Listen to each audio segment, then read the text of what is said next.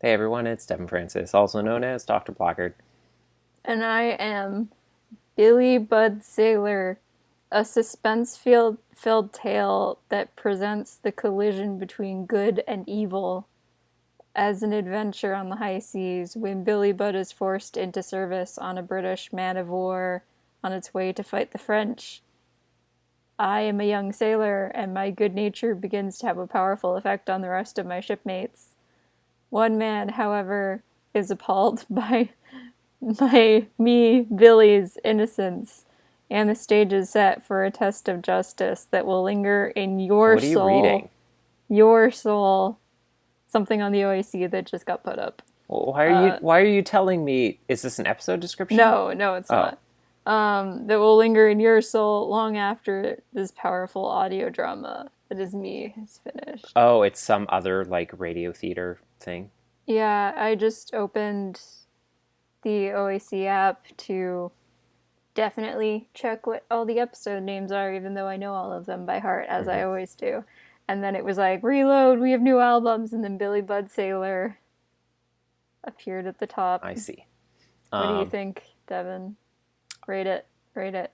I was very confused, mostly about what you were reading. Mm-hmm.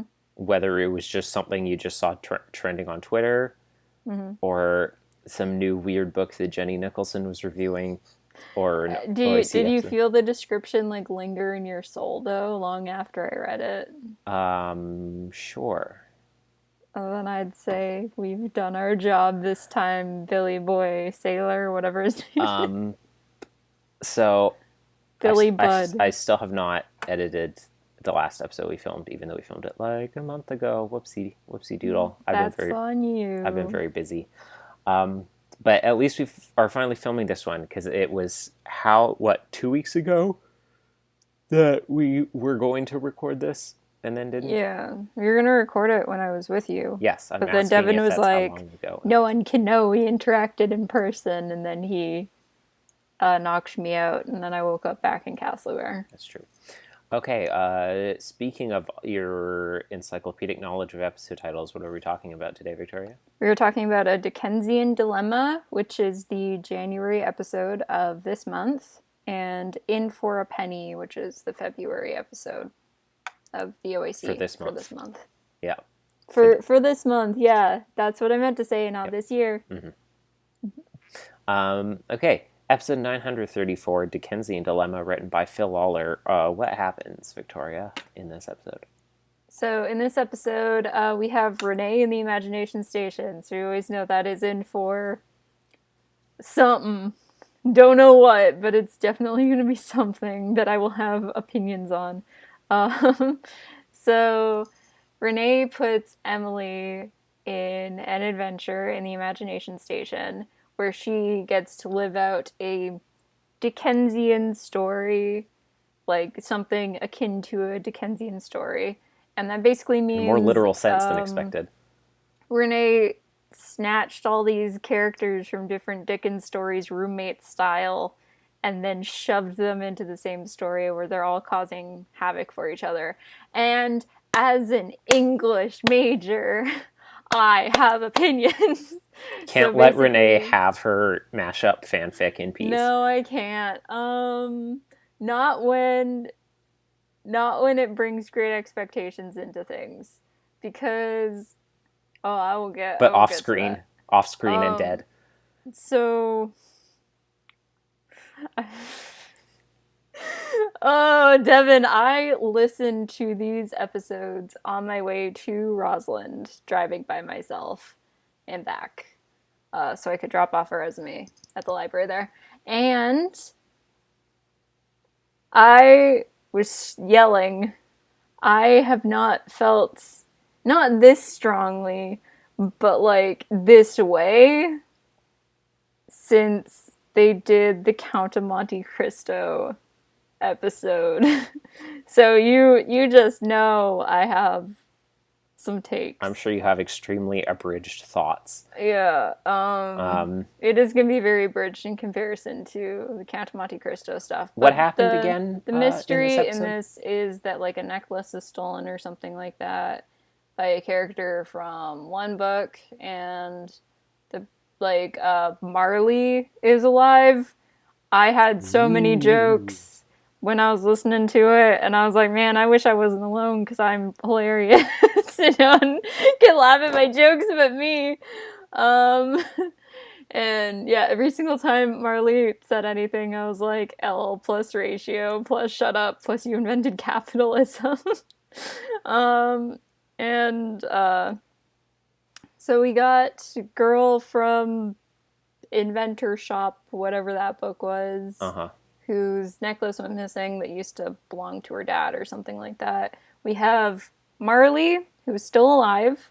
That much Scrooge was does certain. not show up. Yes. Ha ha ha Ha ha ha ha. ha. Are you proud of that? I can tell you are. Your little smile. I would say proud really overstate. It was low-hanging fruit. Um, Marley is the one who basically hired Emily to search for this. We have, I always forget his name or get it wrong. Sykes. Mr. Is it Sykes, yeah. Sykes? We have Bill Sykes Sykes. from Oliver Twist, who I was waiting for either him to show up or Dodger, because I didn't think Oliver would show up. Doja? Because it was mostly just like side characters or minor characters Yeah. who were showing up, which I appreciate that. Until I appreciate. Okay, past tense. I appreciated that until I think I've named everyone basically at this point except Nina married. except for The dead kid from Great Expectations. he's not dead in Great Expectations. Well, he is here, and he He married is Nina. here. I can't remember his name. I'm so upset. Herbert. It's Herbert, right? I don't know. I literally know zero Herbert things about the Pocket, plot yeah. of Great Expectations. I have. Okay. Okay. I need to finish talking about the. I'd never plot even first. heard of the book that Nina was from. So I think I have, but I don't really know anything about it. I will The say Great Curiosity Shop or something like that. Yeah, that's what it was. I was telling mom and dad a little bit about this, just basically the premise, and then that's when we all realized we've all read at least one Dickens book between the three of us. I don't know if you've read any Charles Dickens books, have you? I've listened to the full audiobook of A Christmas Carol. I've I not count that. read it with my eyes, but I have listened to the full libretto, the full text of the book. So then dad found out, because I mentioned the only Charles Dickens book I've read, and it was for school, was Great Expectations. And then he was just like, you haven't read Christmas Carol, disowned. And then mom was like, I haven't read Christmas Carol either. I was going to say, but obviously, Dad was Christmas Carol, because what else would it be? Yeah. And mom has read A Tale of Two Cities, which she had to read for school when she was younger. That was my guess for Mom, Dad, or Oliver Twist. Which made me realize that that was one of the few very popular Dickens books, which was not mentioned in this episode at any point. At least not that I caught. I don't think it was. It was just alluded those to. four. All the different little puns when like a character came up. Emily was just so proud of herself. I was like, Well, you know what, Emily, I would be upset, but you've just been going through it, so like you It was can do helpful whatever for you me want. because I wouldn't have known the guy was from Great Expectations if she hadn't said that. I mean, it didn't help me with the Curiosity Shop one because I figured that she was saying a name of a book somewhere in there, but I didn't even know the title. So I mean, I think Great Curiosity Shop is the only one where she like explicitly said the title. And then all the other ones were like little jokes. Like when Herbert was mentioned, she was like, I hear he has great expectations. Yes. And with Pip, it was like when Sykes, no, not Pip. When Sykes was mentioned, it was like, I hear he's like a twisty fellow or something like that. I don't remember. Uh-huh. And I was like, Emily, you can do and say whatever you want. You're just having like the worst year. So, Emily talks to all these... not to cut into your very concise summary of the episode, as they always are. But my first note was Emily at the very beginning. Speaking of her year, when Renee's like, "Hey, do you want to do you want to go on my Dickens-inspired imagination station adventure? And Emily is like, I don't know, the last imagination station adventure I went on was pretty weird. And I was like, I need to double check, like, to make sure that, yes, it was indeed the last time that she was, quote unquote, in the imagination station was when Maury brain trapped her inside the fake mystery when she was at the sink in the Wits End kitchen.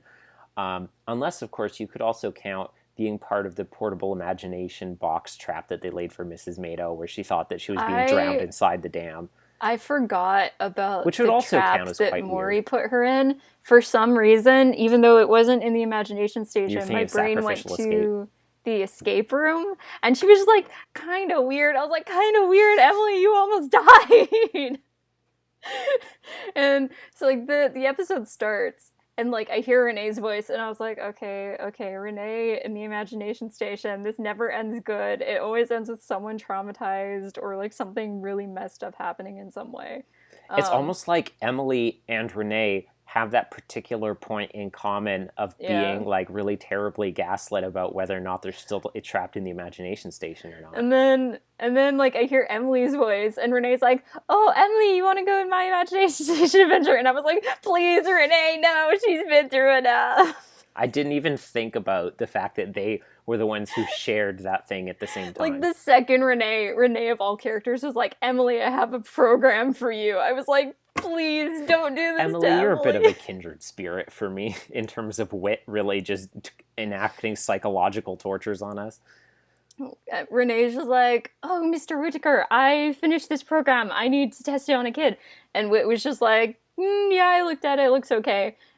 Just grab whatever kid is in." And then and then Renee like goes off, and Whit kind of pauses. He's like, "Oh, I saw Emily downstairs. I should probably mention that Renee shouldn't talk to Emily." And he's like, "I don't care about Emily." And then he keeps walking. I don't care about Emily or Renee. Okay, so basically with the mystery, Emily investigates everyone. There's also this detective guy who I think was another Dickens character, but I didn't really know who he was. I don't know. I mean, in the web stuff, they like laid out like, here are the 4 books that we referenced with these 4 characters, and it was just like Nina and Marley and Bill Sykes and Herbert. Okay, then it probably wasn't. He wasn't anyone. He was just a generic guy. He was an OC, and so was Nina and Herbert's daughter. So Molly.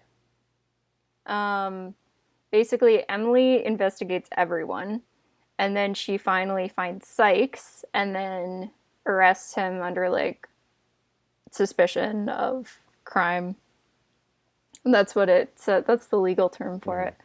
And then he's basically like, "Oh, you might as well like put me in jail because no one's ever gonna believe I'm innocent, even though I didn't do it. So like arrest me because I have done a bunch of other crimes." He didn't even say I didn't do it. He was like, maybe I did. I honestly don't remember. But like it was so clear that he didn't do it, even as he was saying it. And then you find out that like this poor lady who's just going through it, her little kid grabbed it. She didn't understand the situation. The necklace used to be this lady's and then had to be pawned off so they had money. The little girl, her like very, very small daughter, heard that like it used to be her mom's and was just like, "Oh, I should go grab it because it's my mom's." And because of that, she's the criminal. And then the adventure just like stops. And also Marley is Marley. And then like I said, I couldn't check the time because I was driving. And so then Renee was like at the entrance to the imagination station, and she was like, "So yeah, that's the end of the program." And then Emily was like, "I'm sorry, what?" And I was like, hold on, how much is left in this episode? And then Renee was just like, "So you have the choice to like tell Marley that you just like found it on the ground or something like that, pretend no one's innocent. You can blame it on Sykes because he's guilty of a bunch of other crimes, even if he's not guilty for this one, and he will take the fall and go to jail, which will like stop him from doing other crimes in the future potentially. Or you could like arrest the person who is actually guilty, who is this little girl? And I was just kind of like driving, and I was like, hold on, I Or wish I could pause. you could even lie Yep. to Marley and be like, see, it had fallen beneath the floorboards this whole time. There was no criminal. Like they Yeah, said, it that was was in the what room. I was saying, It was like- in the room the whole time. Yeah, no, that was me saying, like, basically just say, like, oh, I found this on the ground, but to Marley. Yeah. So, then Emily's like, what? And then Renee says, like, well, not all choices are, like, really clear what you should do, like, moral dilemma. And I was like, girl, you are telling this to Emily of all characters. You do not need to teach this lesson to Emily of all characters in this series. You could teach it to, like, Jay or, I don't know, like, a random character. I was gonna say Priscilla, not Priscilla. She's perfect the way she is. But, like, Emily of all people. and then Renee's just like, well, go make your choice. And it's like they're all hard choices. It comes down to, like, the person, basically, with what you choose in this situation. And then the episode just, like, ends there. And, like, I think I did actually try to pause it, because I was just sitting there and I was like, I need a second to just, like, come up with my opinion on the ending. I think it's a good ending, but little asterisks.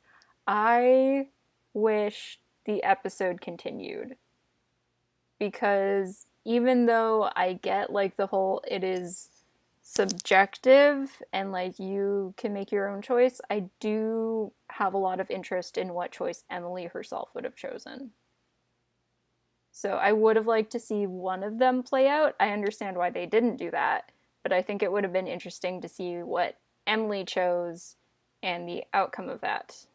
Because I understand the point is that it doesn't really have an ending, but I wish that it still did. I think it could have still made its point and had an ending, but I don't know. I think it works either way, but it's definitely more memorable with them not giving it an ending. I'll give them that. What one would you have chose?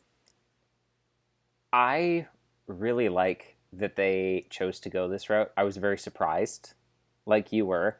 At first, I was just like, "Wait, is there a part 2?" And then I remember the next one's about Penny, and I was like, "Wait, no, how is just Penny the fit into ending? this?" They're not giving anything else." And I was like, "I understand it, but I'm surprised because it was an impressively gutsy move. It was a very ballsy ending. I will give them for that. them to do, and I'm really impressed that they chose to do that. And it's great because I feel like the word dilemma is one that is misused a lot, as like, oh, this is a puzzle, an enigma, or this is a tough choice, as in like, oh, I could take the easy way that's not quite right, or I could take, like, do the right thing but it's really hard.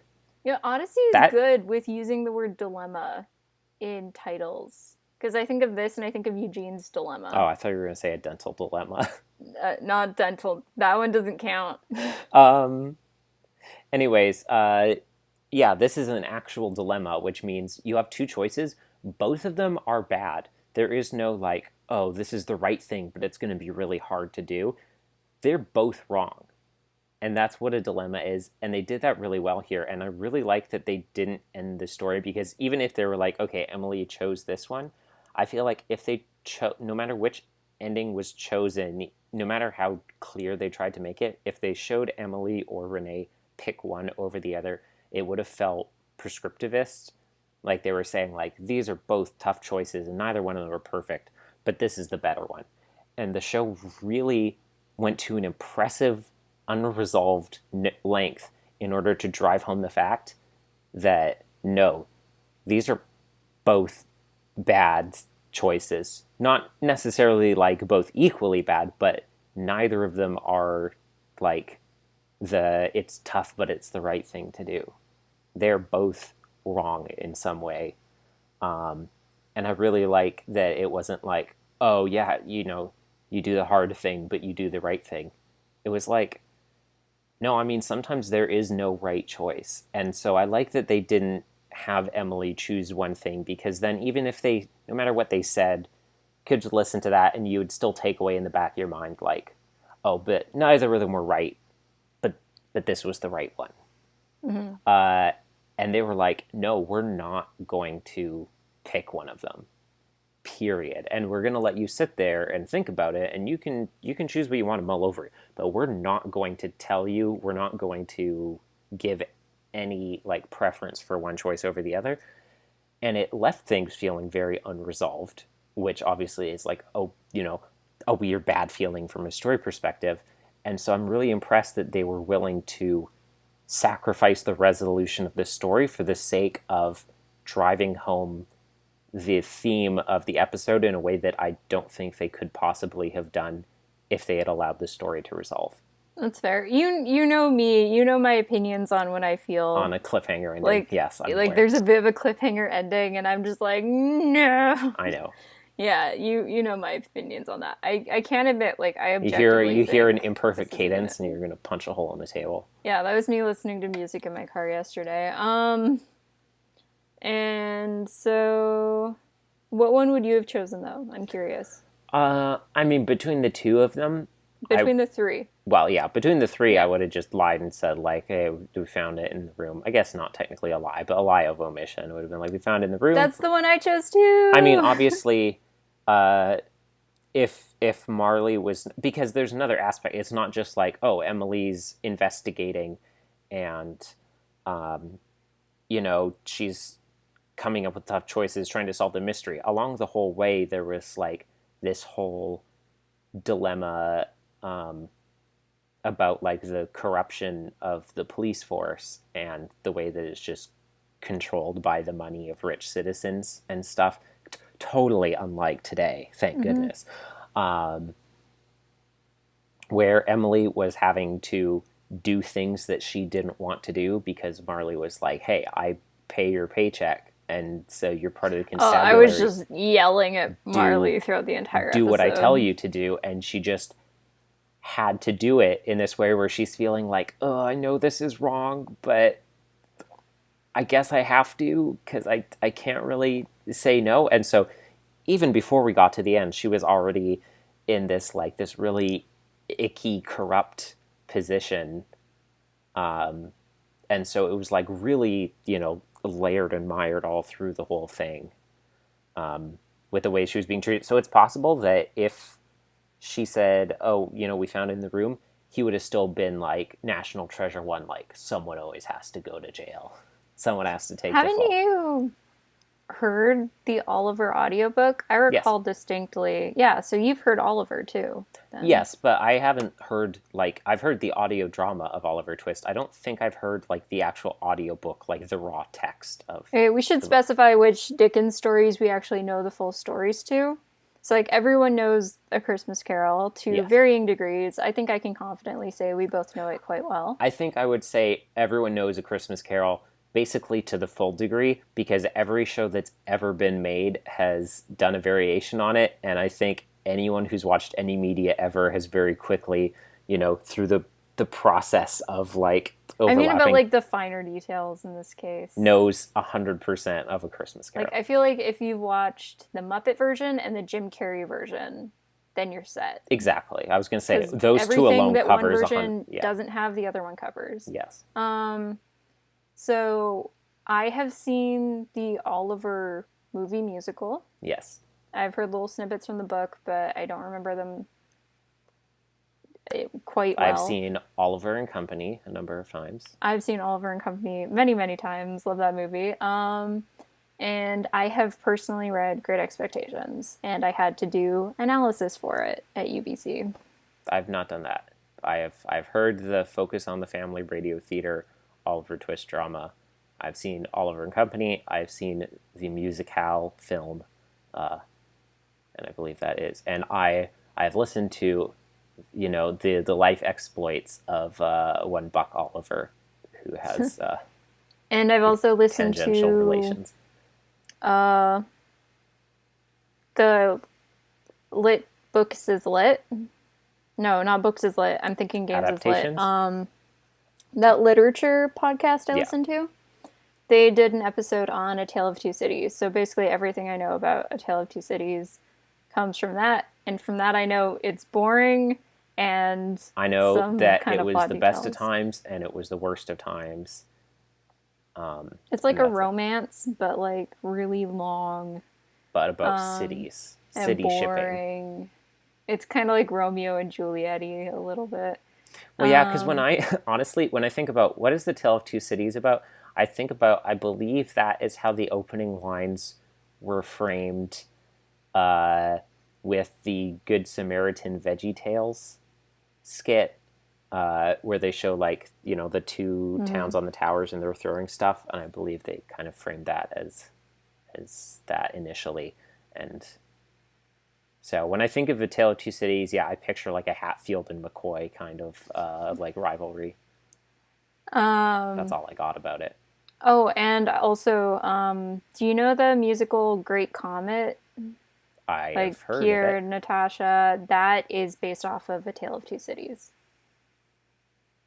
So I guess that's based off of like one element of the plot in A Tale of Two Cities because it's kind of like Les Mis esque, where it just has like a lot going on. Not as much as Les Mis, but or like The Count of Monte Cristo to bring it full circle, but it still has a lot going on. Um, so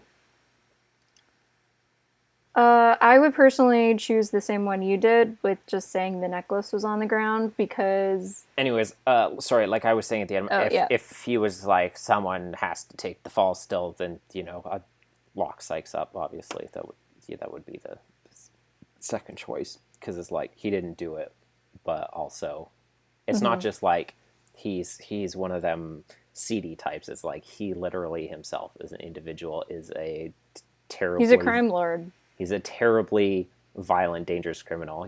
If he was just like, oh, I rob banks and stuff like that, I'd be like, banks are insured. But he is like a violent murderer who And like among corrupts other children things. and yes, and many terrible things.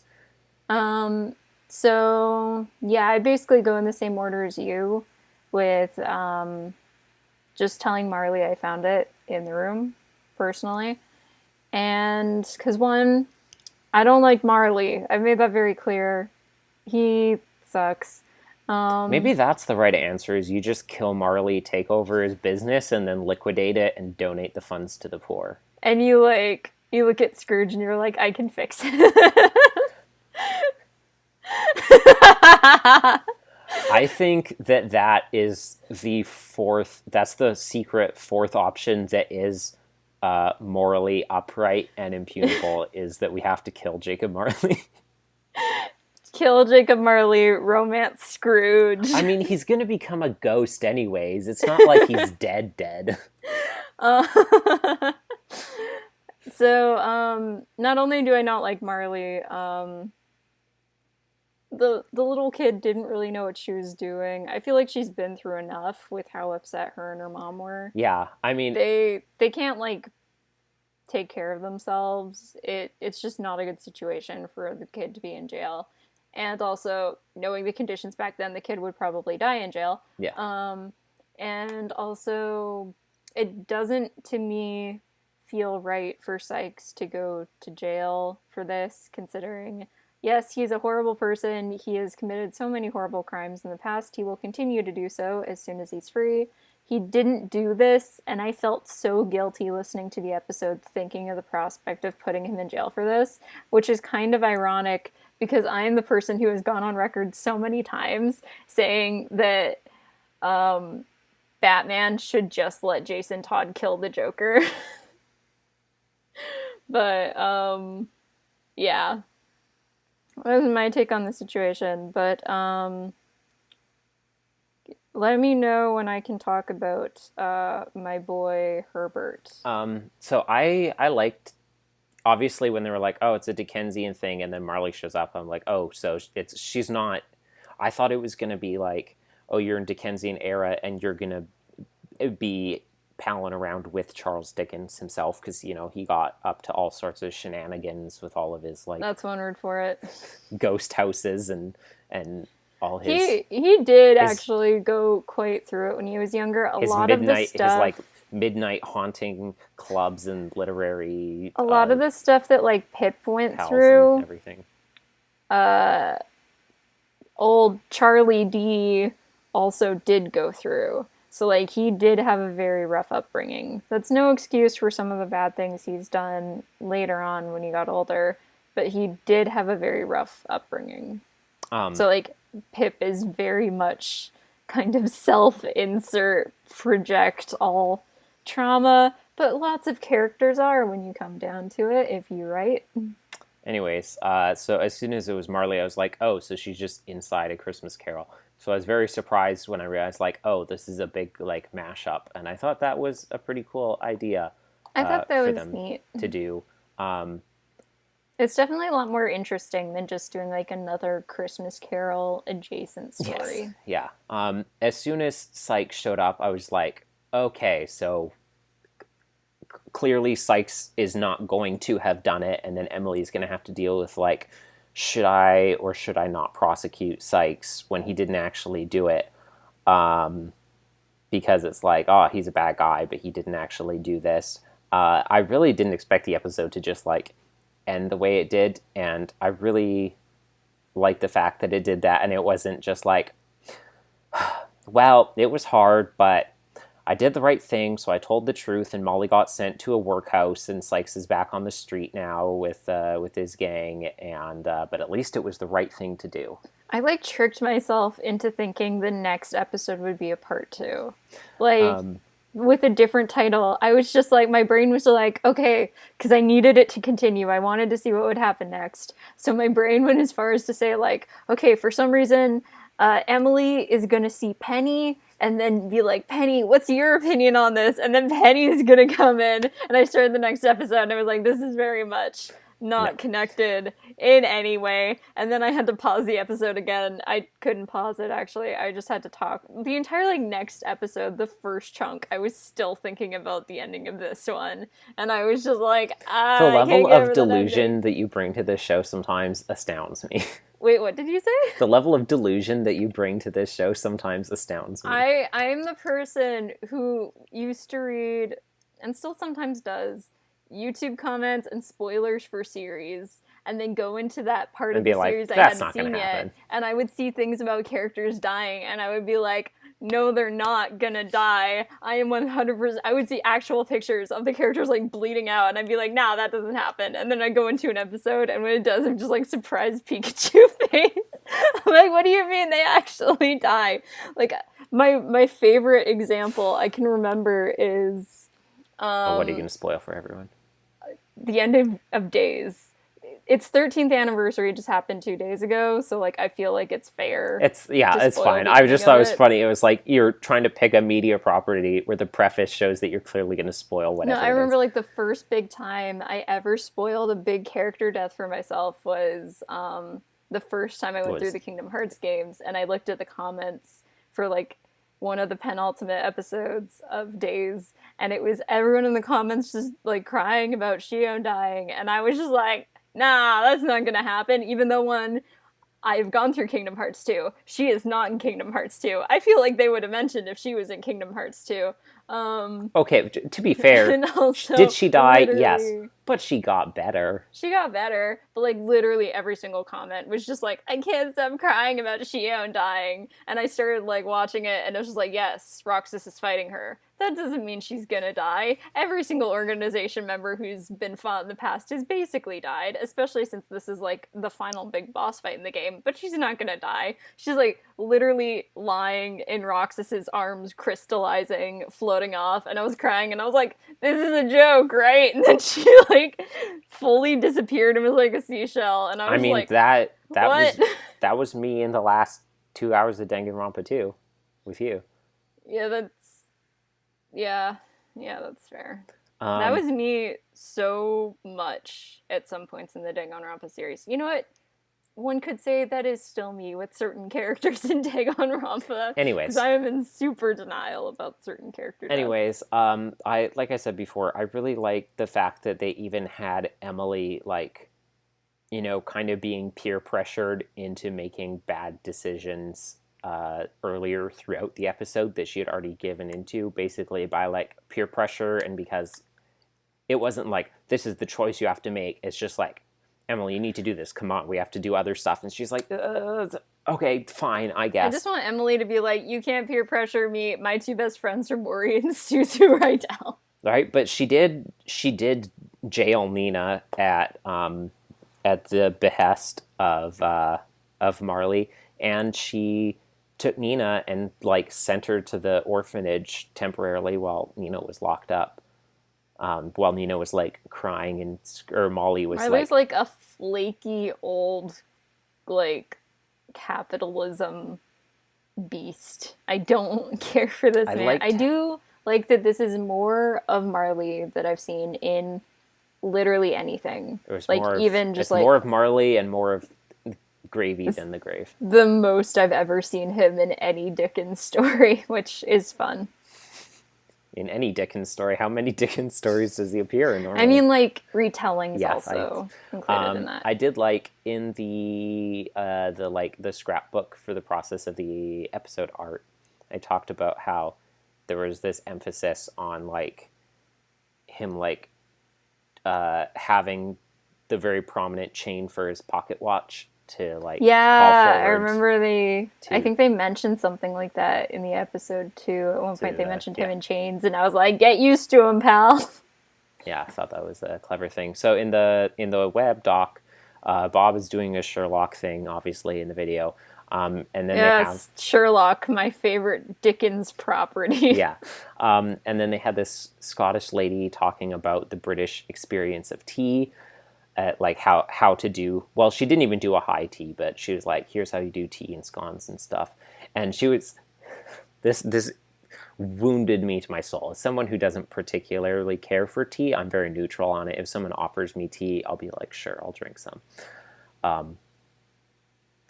Anyways, she was like, when you guys think about tea, you probably think of it as something cold and very sweet. I was like, She talking about iced tea? yeah, or sweet tea if you're in the Yeah. American South. But I was like, to people, I mean, I know that a lot of the audience, the audience of the show is primarily American, and I imagine a lot of it is like further towards the South and stuff. And also, a lot of it would be younger. Do you really, So- though, think that people are so familiar with the concept of tea that if you just mentioned tea by itself with no adjectives in front, that they would think about iced tea or sweet tea before just normal Earl Grey or You chamomile? show an American like a tea bag and they recoil and they're like, "What is that?" Like, that was a wild idea to me. I was like, I hope that's not an accurate assumption. There's like, this tea is hot. That Thank you for this bewildered me. cold tea on this hot summer day. Ah, my tongue.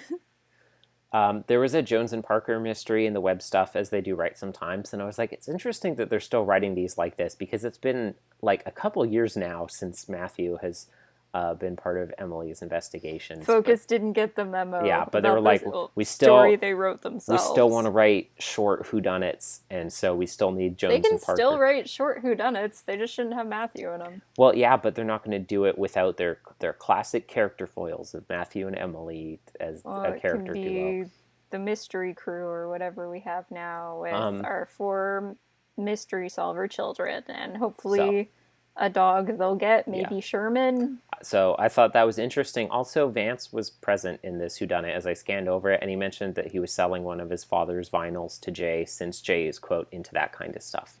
I'm imagining this is supposed to take place in the past. I'm probably if Vance is there. Yeah. They also Because gave, everyone knows Vance is currently dead, Yeah. so he can't be in stories after anymore. he exploded in the bank explosion. Yeah, after Buck blew him up, Buck said, with his father, "Yippee-ki-yay!" yeah, with his father, Vince Vance. Yeah. They also gave short summaries of the 4 literary figures who appeared in the episode, which was nice since I only knew 2 of them. I'm very interested in what Herbert said, if you have that. No, I mean, you could pull it up if you want. Okay. No, I don't want to. I know. Phil said I know enough about him. that he was inspired to write the episode because during quarantine he was binging tons of Dickens to look for character ideas. And I respect that. he wanted to take some of the existing characters as themselves and then mash them up in an episode together. And in the art feature, I think I showed this to you, but someone drew Eugene being tucked into bed by the Burnett's, and it was very cute. It was so cute. Yeah, you sent that to me. So this episode's basically just a big fan fiction. Yes. Which Literally. I respect that. Can I talk about Herbert? Yes. Okay, so strap in, guys, gals, and non-binary pals. I know that you will have so much to say about his representation in the episode, which is that he's a guy who's dead. I need to preface with some things. Always a good start. So, I think we should preface. I think I should preface your preface with the fact that it's likely that almost everything, if not everything, Victoria's about to say is relevant to the actual episode itself, because he does not appear in the episode. I disagree. And therefore, I have lots of opinions on the interpretation of Herbert as a character in this episode. Okay, because I was going to say how he is in the original book. There is the faintest hint of characterization for him since he is not actually present, so it feels like very little should actually be able to be said about him what they did with him. Made my blood boil in my body. Like I said, you could. I'm not saying that you can't say something about his representation in the episode, just that there's not a lot to go off of because he's mentioned in like one sentence. So, to begin, as I mentioned before, if anyone is a new watcher or whatever and they don't know, I was an English major at UBC. I had to read lots of old books. That includes Great Expectations. So of all the books I had to read in my English major, I can safely say there were like 3 that really come to my mind when I think I was invested in where the story was going, but they made my blood absolutely boil because there were lots where they just made me mad and I didn't like anything about them. One was Tess of the D'Urbervilles. This one makes me crazy. Another one was Wuthering Heights, which is easily my favorite out of these 3 books. And the last one was Great Expectations. So all these books, as I was going through them, it was my first time learning these stories. I didn't know how they were going to end. And Great Expectations especially made me super, super angry as I was going through it because basically all the characters in Great Expectations, which is kind of in some ways the purpose in lots of parts, are horrible people. And that's worth pointing out. Great Expectations, I mean, it's not really relevant, but Great Expectations is also the name of an Odyssey episode, which stars Emily Jones. Yes. Of the quote-unquote horrible people in this book, and lots of them are groomed into being horrible people, which is very disgusting to read, because you have to read about, like, the main character. It's kind of like a Bildungsroman in lots of aspects, because you have to read about... Actually, no, it just straight up is. Because, like, all the main characters, and by main characters, I'm going to say Pip, that you follow. Pip, Estella, and Hector. You meet them as their kids, and then you see them grow up until they're, like, adults, and they have kids at the end of the book. Pip and Estella never have kids, but I think Hector maybe does at the end. He does get married. Not to the woman in this episode. You mean Herbert? Yeah. What did I say? Hector. I get his name wrong sometimes. I should say... I was confused. I was like, Hector's not Herbert. A British name at all. So it's kind of Herbert was my favorite character in the book, and that's why I had a lot of opinions on how he was in this episode. So, or like, how he wasn't, rather. Yeah, how he wasn't. So, it's kind of that thing where you realize, like, a character you really like is going to be depicted in something, and for a second you're excited because you're just like, oh my gosh, I love them, and then you're full of fear the next second because you're like, what are you going to do to them?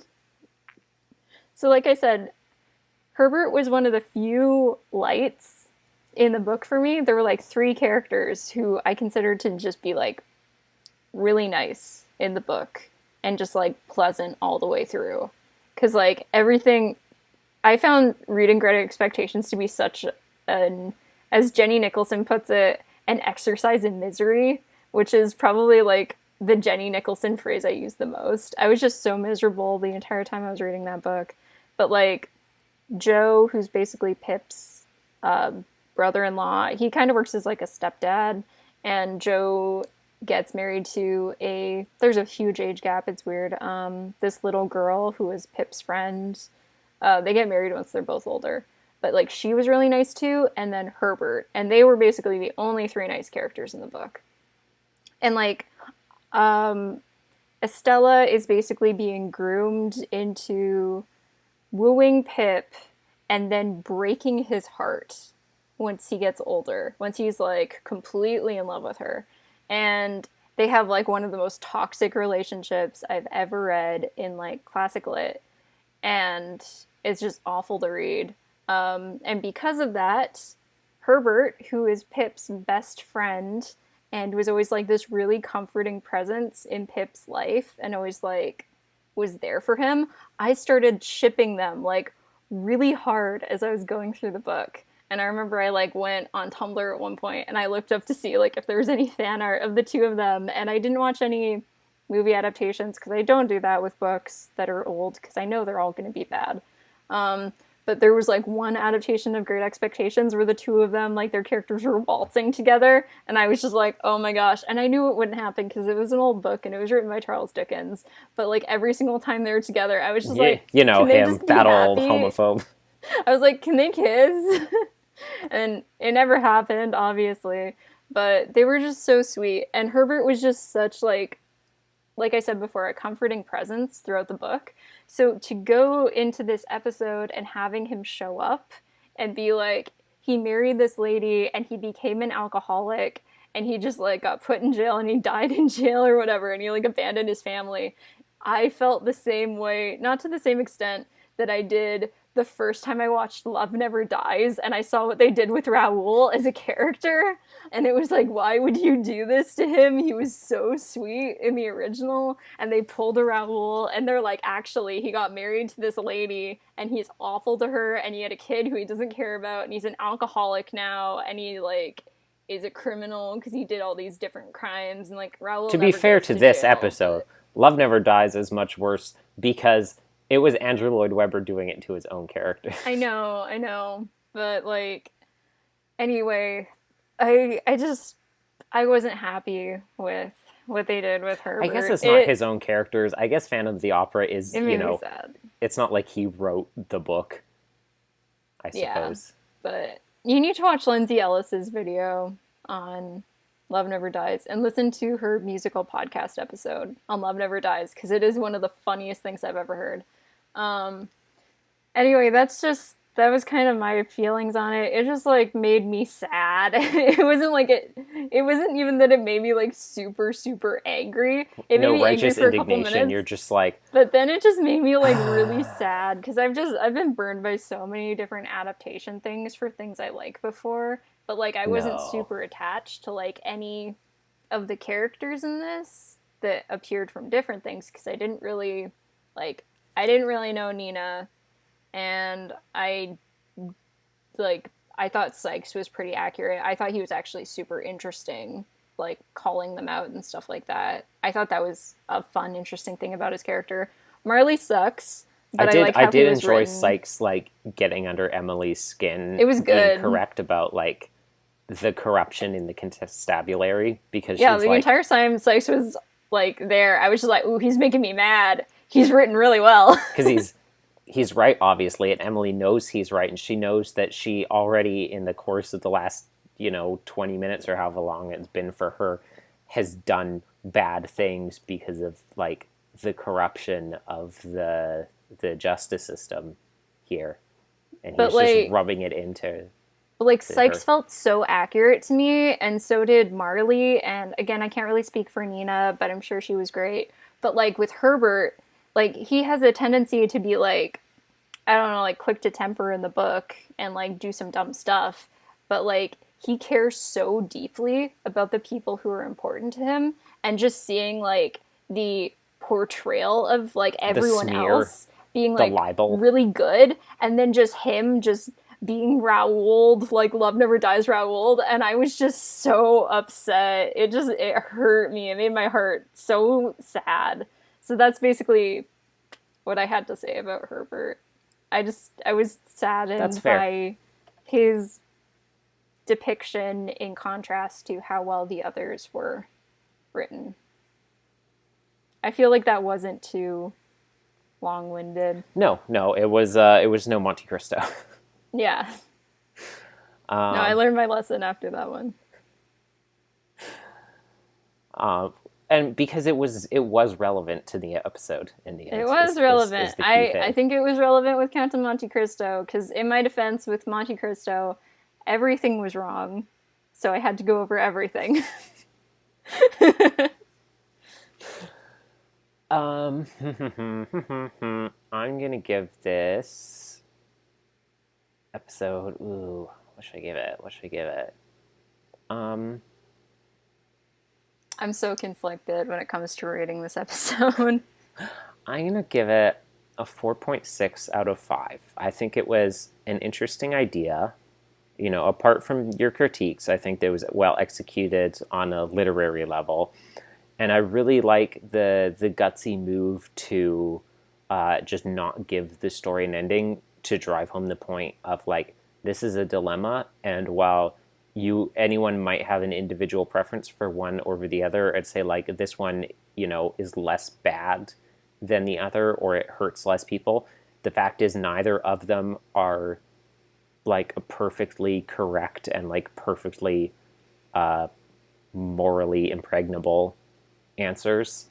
And so even though there might be one that's more right than the other, we're not going to make a stance, period, on, like, what we would even choose as an opinion to drive it home. Now, I mean, I will say it's still pretty obvious, like, which of these choices is better than the other. It's like, well, we could lock up terrible, horrific criminal for a crime he didn't do, or we could, like, gaslight Jacob Marley.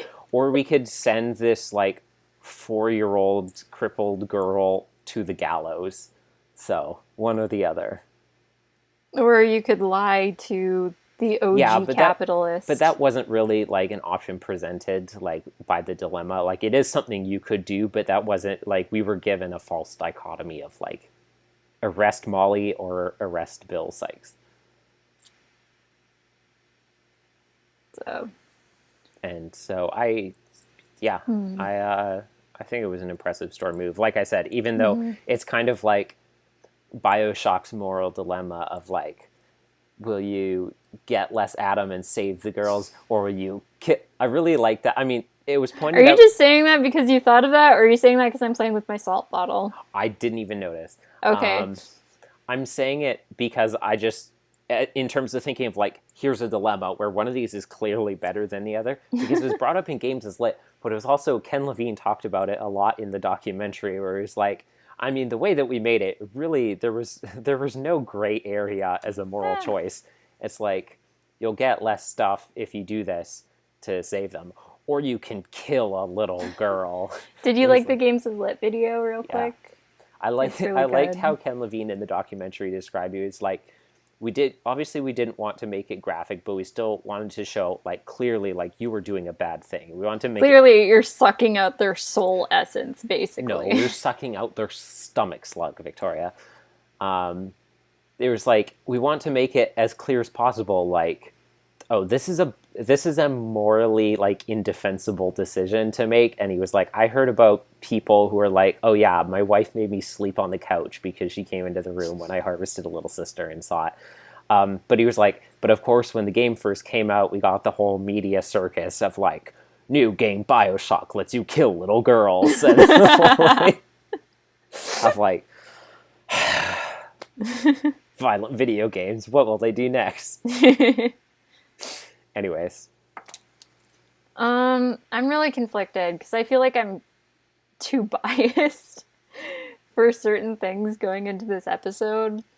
I have, like, maybe I should give it 2 ratings, like an objective rating and a subjective. Darn it.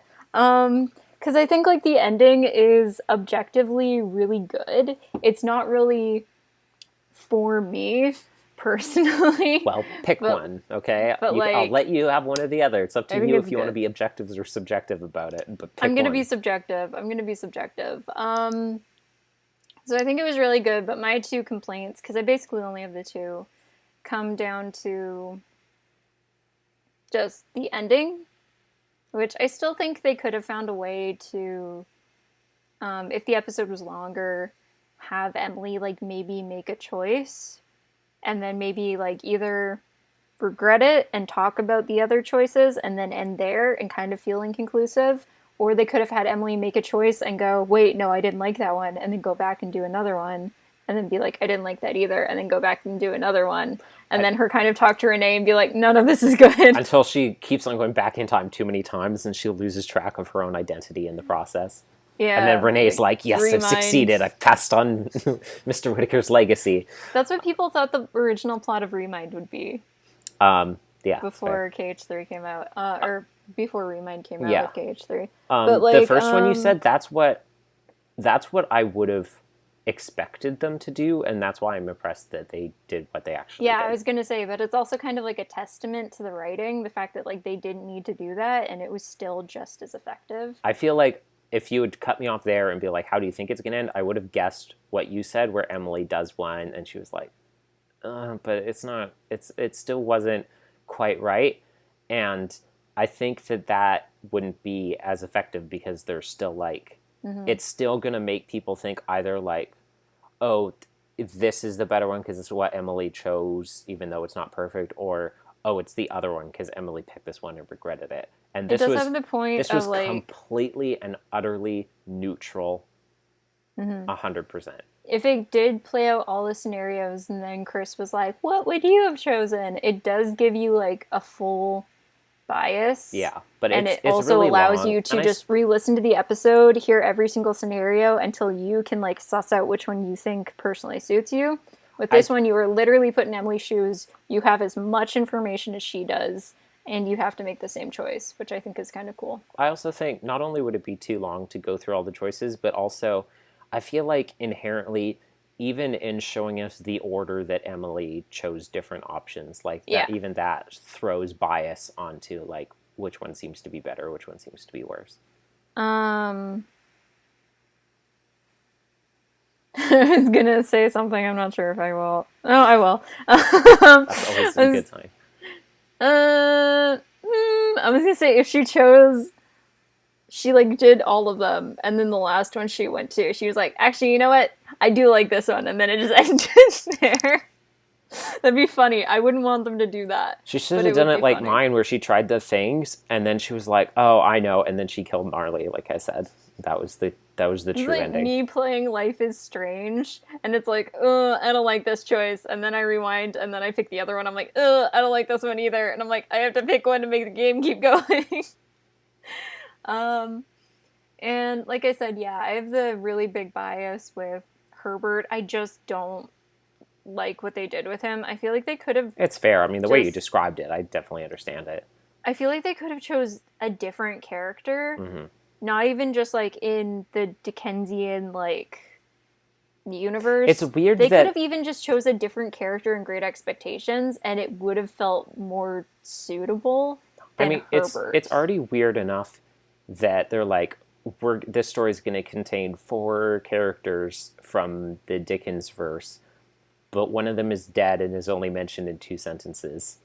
Like, it was so funny. You should have seen him, like, I wish I had, like, footage of my face when I was listening to this bit in the episode. Like, you think it would have been easier to make the constable someone from a story than who was... Because he was actually in the episode, than to be like, oh yeah, Nina's dead husband was a guy. Horrified as I was listening to this episode, because, like, Nina was just like, oh, I married this wonderful man named Herbert. And I was like, oh, Herbert's in this episode, my boy. And she's like, he became an alcoholic and a drunk. And I was just like, oh. She's like, and he went to prison. And I was like, oh, and I was just like, this is so bad, it can't get any worse. And she's like, and he died there. And I was just like, what is happening? Hey, you die a hero, or... He lived long enough to become an alcoholic, deadbeat, broke, with all of his stuff sold away to Marley, and died alone in prison, penniless. Like, just like the line from Batman. Of all the characters out of all the Charles Dickens properties they could have picked, they chose, like, the one that means the most to me. It was so funny, but so sad for me. So I'm gonna give it a 4 as a full point off just for what they did to Herbert.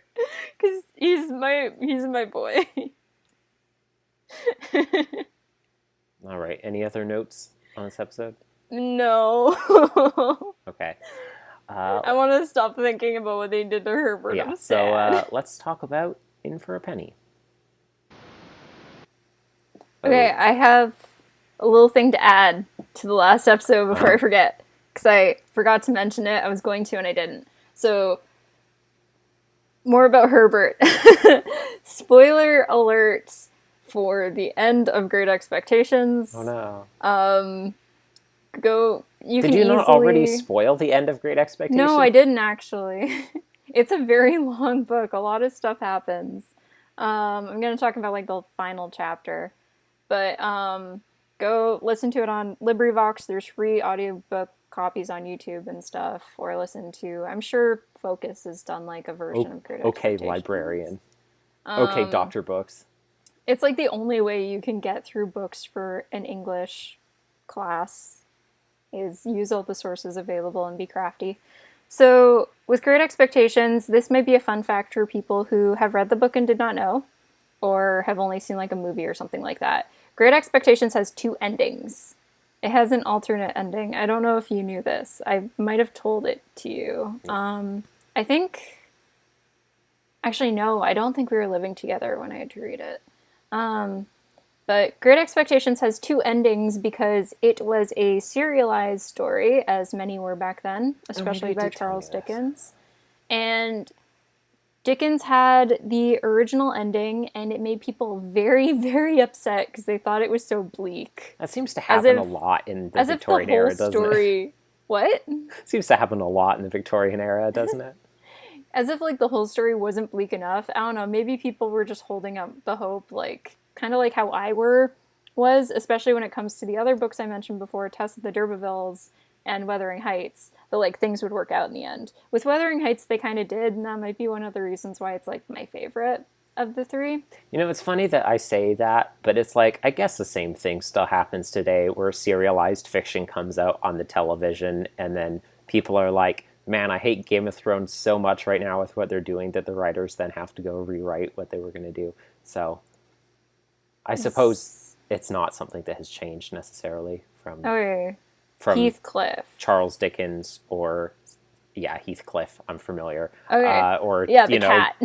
Conan Doyle, like having to bring Sherlock back from the dead. Well, I mentioned Wuthering Heights because a lot of people do this. A lot of people compare Heathcliff, who is the romantic lead in Wuthering Heights, to like forget about Mr. Darcy, and those types of characters. If you do that, please stop. Please actually read the book. Look at it with a critical lens. Heathcliff is so incredibly toxic and abusive, and there's so many problems with that in the same way there is with Hyde, where he's like POC coded and a bunch of other things, and I think he's supposed to like maybe be Romani or something like that.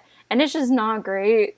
And people always view him as like this tragic, beautiful, misunderstood figure. But like, yeah, he beat his wife up and people never really talk about that part or these other horrible things they did. They're just like, Heathcliff would treat me right. Heathcliff would probably kill you if you're going to be realistic about it. So like, don't romanticize him. It's so funny because my only perspective on Wuthering Heights is like the Hark of Vagrant comics, which pretty conclusively have painted the image in my mind of Heathcliff as the villain of the book.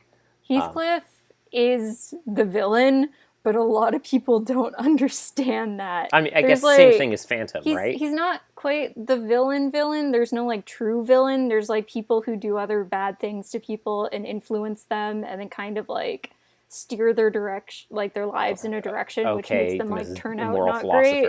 Which is the same thing that happens with Great Expectations and, like, Estella, which is why it's kind of, like, beautiful at the end of the book where, like, the way the 2 endings happen, one is kind of more bleak than the other. There's like one that's really bleak, and then the audience is like, Charles Dickens, you need to lighten up, and then he's just like, fine, I'll write a more peppy ending for when they actually like package this together as a full book.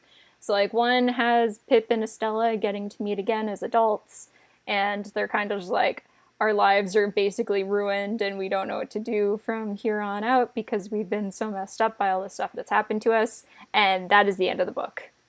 And then in the other ending, it basically has Pip hanging out with Hector, who has now like a successful business Hector. going, and he's married. Herbert, thank you.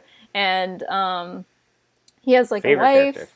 And he is my favorite character, but I got his name wrong back when I was reading it too, so nothing's changed. So like Herbert has a wife, he has like a couple kids. He always invites Pip to hang out and like interact with his family. Pip has a family through Herbert, basically. Like the family that he never really got and was able to hold on to with like Joe and stuff, and his sister who's awful and also dead. And then Estella comes in and basically says like, all this horrible stuff happened to us, but maybe things can get better, ? And then it kind of like question mark leaves it up in the air, like maybe Charles Dickens was like, okay, audience, maybe they'll have a romance, maybe they'll just be friends. And I was like, please God, let them just be friends, because I feel like they're so far past the possibility to ever having like a good romance that works out for them. They're just too broken as like a romantic couple. I think they can heal, but they need to not do it as a romantic couple. And this all has to do with the episode. This has to do with Hector because... With Hector because... With Herbert because he was supposed to be his happy ending was supposed to be a foil for the fact that they didn't get a happy ending in the original story. So, like, it was supposed to juxtapose the fact that, like, his life trajectory did work out, and maybe in another life, Pip could have been happy like Hector was, because they were business partners and maybe on and off. In another life, Hector could have had things be bad just like Pip did. Yeah. I thought you were going to say they could have been a couple, which is where I wanted the book to go when I first read it. But, you see, Victoria, it goes both ways. If things could have gone good for Pip in another life, then it also means in Renee's fanfic things could have been bad for... That is not what for classic literary character, Hector from Great Expectations. I would argue that things could have gotten that bad for Hector because he had a loving family who brought him up well. Yeah, and Pip Hector never sure did. Herbert and Pip never had any of that. But, like, there's so many points where they're in the book together and, like, they could make the same choice, and Pip just decides not to, and either pick something that, like, is objectively a wrong choice for him because of something that relates to Estella and Miss Havisham. Miss Havisham is the true villain of this story. I've heard of her. And he doesn't. And there's so many moments where you're like, Pip, please, like, you can, if you do this, you can start turning your life around. And he just keeps on not doing it over and over again. So you see, like, Pip kind of, like, have successes and mostly just, like, falling. And then Herbert is kind of shaky, but, like, at the end, he, like, gets to be happy and he has a family. And then just him appearing in the episode, and it's just like, hey, he's in this one too. And he didn't get to be happy, and he has a family. I guess but the episode Great Expectations does actually have kind of some similarity to the book. I always thought it was really just like the title. It's like a title which conceptually is similar to the idea of the episode. And hey, it's also the name of a book. But the episode is about seeing like Whit's past and like his at various points in times and the things he wanted to do and the ways that like life caused plans to fall through for him that like led him along different paths of life that seemed like disappointment. So I guess it is actually okay. Great Expectations as a phrase is basically like a phrase commonly used to manipulate the characters in the story. Like, Pip meets people who are, like, rich, and they're like, we have great expectations for you. We're gonna do, like, all these great things. And then they just, like, ruin his life throughout the entire story. But, like, it has this, like, candy coating on it because it's, like, all gonna work out, and things just get so bad for him. But, so, In for a Penny. Yeah. Speaking of people with sucky upbringings, episode 935, In for a Penny, written by Abigail Geiger. I was agog and aghast at the beginning of this episode because it immediately started, and not only was I distraught, by the end of the last episode and still thinking about that, it very quickly snapped me out of that because I was so invested in what was happening here. So Penny is... You did say you spent the first third of this episode still thinking it was going to tie back to the previous one. So that feels a little contradictory. No, not the first third. Just like the first 30 seconds. Okay. That's better. I did spend like the first third still kind of half thinking about this one though. Anyways, what was it that grabbed you? Because there was two things off the bat that grabbed me. So Penny is no longer doing the painting classes at the hospital, which is kind of unfortunate because like that was just introduced. I don't know. It's one of those things where it's like, it's realistic. I'm glad it at least tied back to a previous AIOC episode. I was glad it was like an actual continuation, a follow through. Yeah. That was nice. I mean, it's one of those things where it's like, from a realist point of view, this is realistic because like you could start a program and it could fall through. There was a character in the Dream SMP once who was like, I'm going to have a villain arc, and it had this big build up, and then the next time he appeared, he was like, I thought about it, and I was just grumpy that day, and I'm not going to be evil now. And it's kind of this thing where it's like realistic, but from a storytelling perspective, it's just very odd. Unsatisfying. Like, yeah, exactly. I mean, I think we hashed that concept out and off literally over the ending of the previous episode. So, in this one, they're like, Penny was offered a position to do what is essentially art therapy, like art classes at the local juvenile hall. And I was like, immediately like, girl, take it. Definitely don't think it should be branded as art therapy, considering she's not a It's not art therapy, but it kind of worked that way for some people. If therapy happens along the way, that's cool. But I think it should be clear that Penny is not a licensed therapist, and she was not being hired into that role. I feel like legally we need to make that statement. Penny was a licensed therapist. But it was an art class at the juvenile hall, and I was immediately like so down for that. Like that sounded... one, so cool to me, two, such a good opportunity for, like, teaching people and helping people and, like, outreach and that kind of thing. Like, I was just so on board. And Penny was the exact opposite. But Connie was on my side. So Penny was basically like, I'll do it if Connie comes with me and hangs out with me while I do it. And then, like, we got our boy Juan back. Yes. I got so excited. So those are the two things right off the beginning. They're like, the art program from Search for Sunflowers. Like, yeah, I remember it. And they're like, it's canceled because there's no bunny. And I was like, yeah, that makes sense. And then they were like, Juan Reyes is here. And I was like, he hasn't appeared in, like, since, like, The Ties That Bind, I think. That sounds right. It's like, they've still never confirmed if he and Lucia found each other. They like, I'm gonna say yes. They left that as a cliffhanger in his first episode, and then they brought him back multiple other times, but never in the context of relating to the Parkers. One of the Parker kids mentioned Juan in an episode once. That wasn't when they were talking. Never for Nothing? Yeah, that was after Never for Nothing. They mentioned, like, Mr. Reyes, and I was just like, okay, so there's obviously, like, I think that was their extremely subtle way of saying, like, there has been a connection, and they have interacted to the point where, like, the Parker kids also have an established relationship with him. So I was able to find, like, I'm good with that. Yeah, so I was very excited that he showed up again, because I always get so excited when he shows up. He's great. So he is basically helping out, making sure the kids don't misbehave. Kill Penny.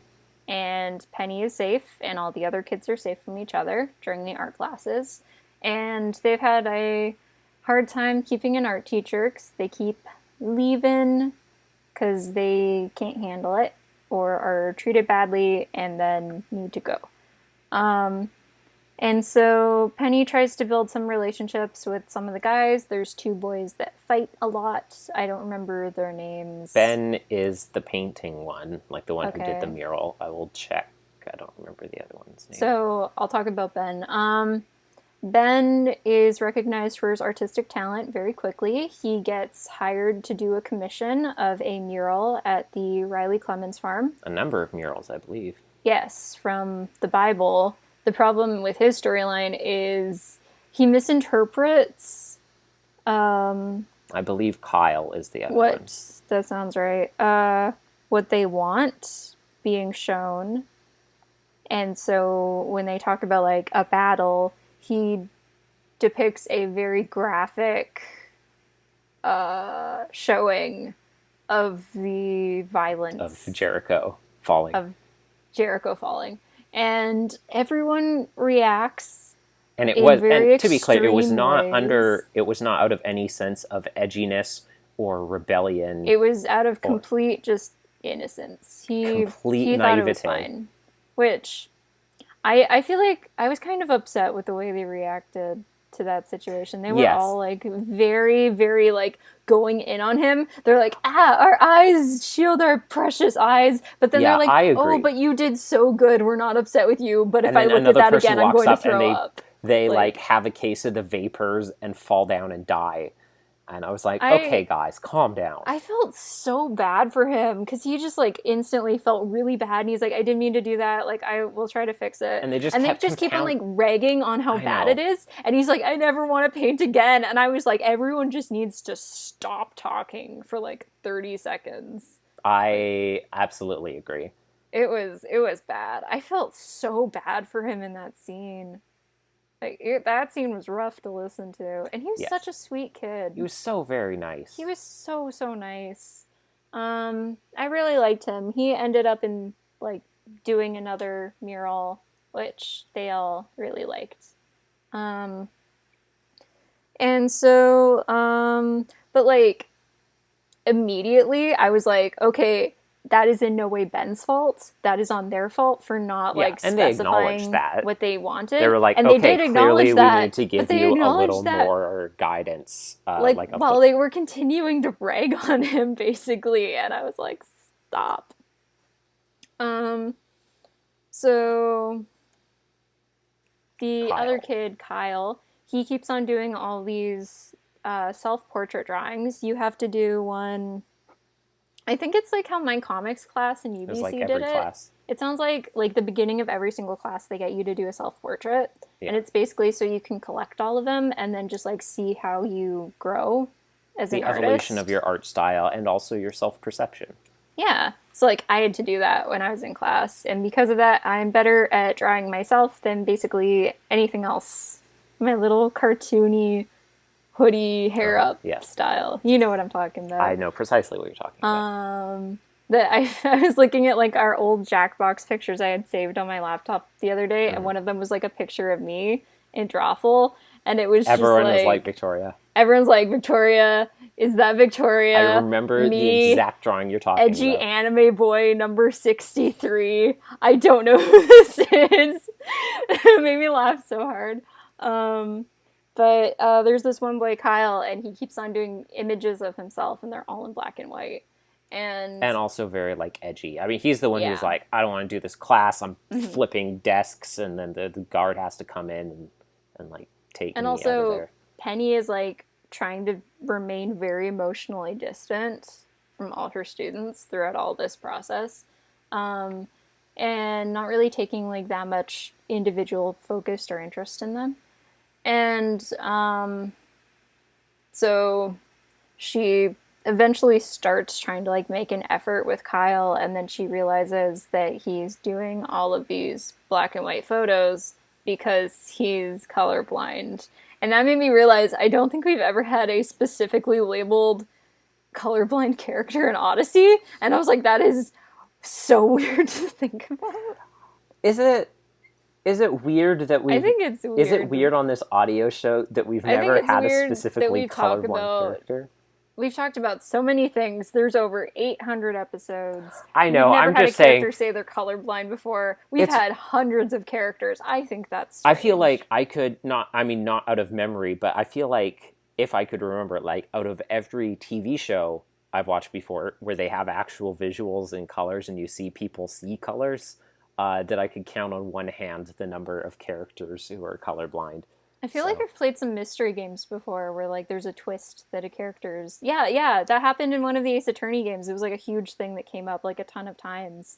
One of the characters was not quite colorblind, but had like these red glasses on that he couldn't take off because his eyes were damaged at one point. Because he was Cyclops so like from the X-Men. anything that was red, he couldn't see. So there's this crime scene, there's blood all over the place, and he like committed a crime, and he's just like, I cleaned up the crime scene perfectly, and then everyone comes, they're like, there's blood everywhere. Which is not colorblindness, but it is close enough that I will accept. It's not colorblindness, but it was like the closest adjacent thing I could think of off the top of my head. See, that's what I'm saying. It's not at all surprising to me that we've never had a colorblind person. I can think of so many actual people I know, though, who are colorblind off the top of my head. Well, yeah, because it's something that... It's extremely common. Doesn't get talked about, though, very much, or very represented in media. And I always find it funny when I talk about it, because my wording is accurate, but it does make it sound like, oh, the ableism, the representation is so lacking in media of the struggles I face day to day. I was told when I was a little kid that girls could not be colorblind, and that is not true. It is not true. I don't know who told you that. That is not true in any way. There's like a streamer I watch who is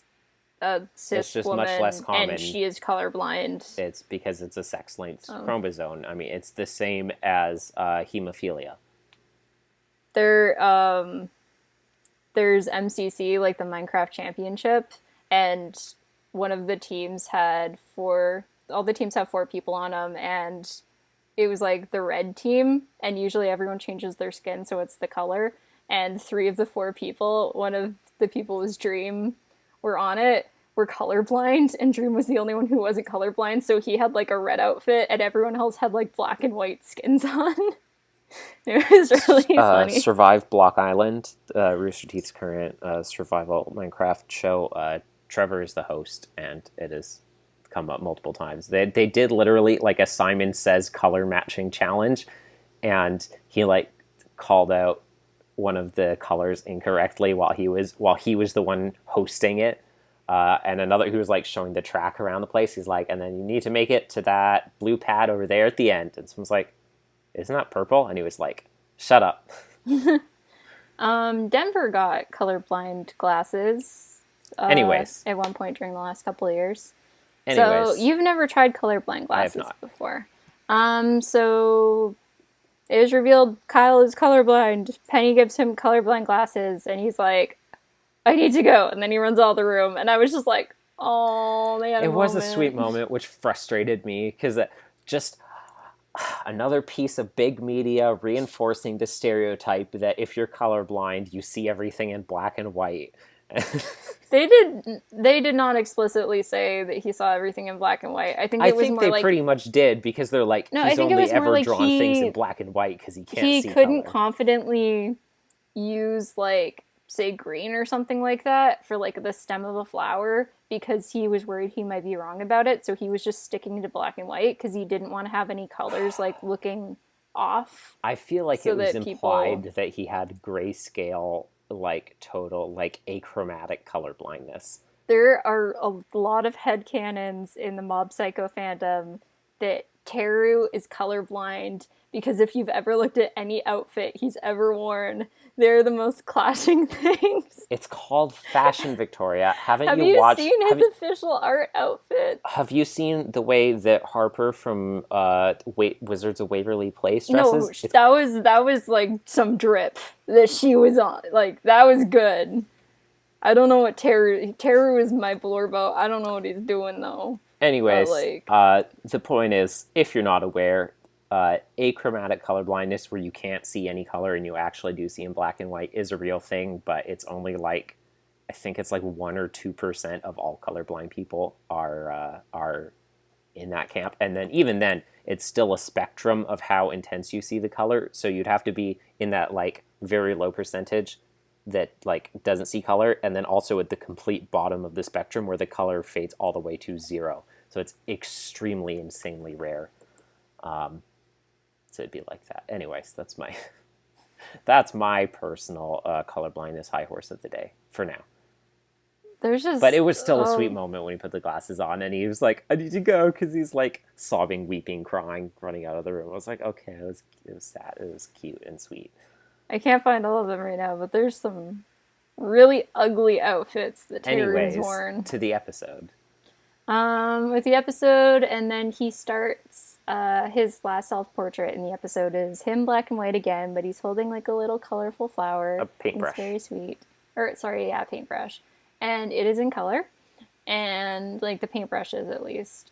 And he still fights with And also Penny, like kid, the thing but... where she gave him the glasses, this was like called him in outside of class to do like a one-on-one personal thing. And she also like started getting like chocolates for everyone because that was a thing she used to do with her other students. But and she didn't like... for this one because basically at the beginning she got everyone described the class to her in a way that absolutely intimidated her out of doing her normal style of teaching, which is what caused her to so she was like, I'm not going to have any investment in my students. Emotionally detached I'm way sure this will described. Make my class wonderful to be in. Fun fact, Ben was played by Gunnar Sizemore, who was the second voice of Matthew Parker. I thought he sounded familiar. I remember I was listening to Ben, and I was like... There have been too many Matthew voices now. In my mind, it's like, if I hear Matthew now, I know who it is. If I hear Zach Callison, know who that is. I remember, like, I was immediately attached to Ben, and I was like, I don't know what it is, but it's something about the voice. Because he was a really nice guy, and he likes... It wasn't just that he was really nice, but there's that too, but I was like, there's something about his voice that feels, like, so familiar. I don't know if he's voiced, like... I was like, I feel like he's voiced another character in the past who I really liked, but I don't know who it is, and I can't look it up because I'm driving a car. But... if he voiced Matthew, that makes a lot of sense. I don't remember, or I don't know if you remember this, but I guess when we did our predictions last time for this year, one of our predictions for this title was that it would involve Penny in prison in some way. Oh, I don't remember that. So I was like... we get points for that then. Yeah, I was like, it did. I will give us a pass. I do remember that. I was saying, like, she almost time... went to jail last time. What if she just gets locked Yeah, we up spent time trying to figure out what was the play with the title, In for a Penny. I was like, oh, if she's in, like, maybe she's in prison. And it did fit with that, so we... Yeah, she was not pregnant. She was not pregnant. Say that. This episode started, and I was just like, are you pregnant? We don't know she's not pregnant in this episode. She had a lot of chocolate. She was eating them cravens. She was drinking a lot of alcohol and eating lots of seafood. Wes Cravens. Those Wes Cravens. That's what I call it when you're pregnant and you have urges to watch horror movies. You get my joke, Devin. I do not. Wes Craven. He's the guy who wrote... He did Scream. Yeah, I know who he Eye. is. What's that have to do with pregnancy and drinking alcohol? I said Wes Craven's is when you're pregnant and you have the urge to watch horror movies. Oh, because Craven. Yeah. Oh, I see. Yeah. No, I was just saying, like, because you said because she was eating lots of chocolate, and then I was saying she was drinking a lot and eating seafood, which are things that you should not do while pregnant. Yeah. Like Alf. Remember that episode where Mr. Achmonic was pregnant, but he ate seafood, so he almost crashed a plane he was flying? Anyways, Penny was so against the idea at the beginning, and she was like, all these teens in juvie, I can't teach them. They're so scary and intimidating, and they're all rough criminals. And I was like, have you met Buck Meltzner? Have you met Buck Meltzner? The kindest boy I ever did see with my two own peepers. With my two own ears. Because he would count among people in that demographic. So maybe, Penelope, you should be a little less judgmental. Penelope wise? Or should I say Penelope dumb? Because I don't agree with what you just said. Or should you say Penelope Bassett because she's married? And if you're going to call me Penelope wise, make sure you put not in between my way. Anyways. You know that TikTok trend, right? I think maybe. I don't know. Okay, never mind. Anyways, I was really glad that Ben got to do the mural. Like, they mentioned, he was like, oh, I like to do art. They mentioned, like, graffiti several times in this episode, and I was glad that even though they were like, oh, graffiti is bad, that I was glad at least, they're acknowledging, like, oh, it's a valid form of art, and it is real art and takes real skill, and that he was able to then, get some spray paint and do these murals and stuff that I assume he probably wasn't being paid for, but I assume probably counted as community service hours that, would help him, recapture something that he loves and take it back from being like, oh, that's the thing that got me sent to juvie, while I assume getting hours that will hopefully reduce the sentence, shorten his parole, something like that. Yes, Victoria? Kyle is the one who offered Penny the spray paint lessons.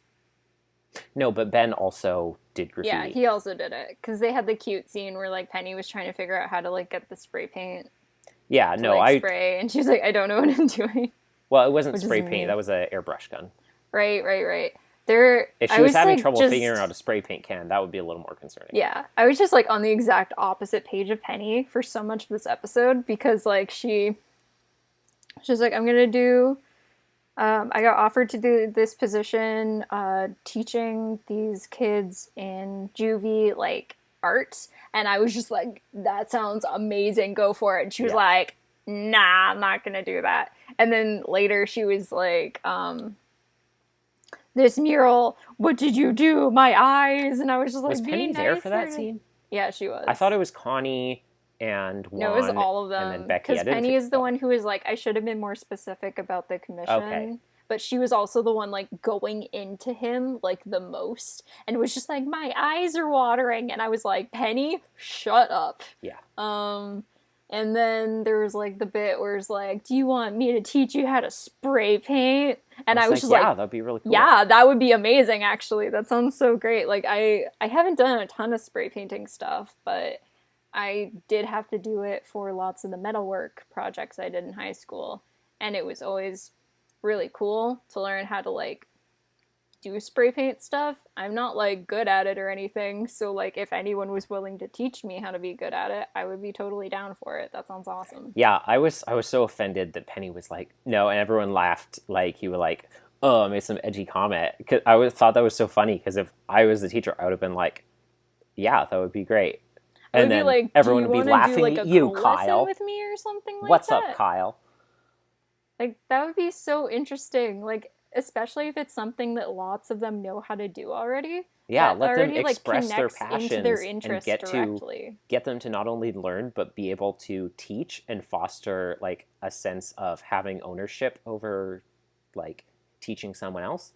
It would be great for that kind of thing. Like, if they already love spray painting and they've already fostered their own artistic style, then why are you not doing that in this class already? Like, go for that. That's such a golden opportunity. Exactly. It's literally, like, being given to you on, like, a gold so obviously platter. I was glad when Penny finally came around and she was like, okay, yeah, I'm taking you up on that. We're doing it. And yeah, but I also think, like, that her saying no and kind of just brushing that off also shows her lack of investment. Yeah, I agree. In everything I understand at the why. beginning, so, like, it does make sense. It wasn't out of nowhere, but I was like, oh man, it would be cool.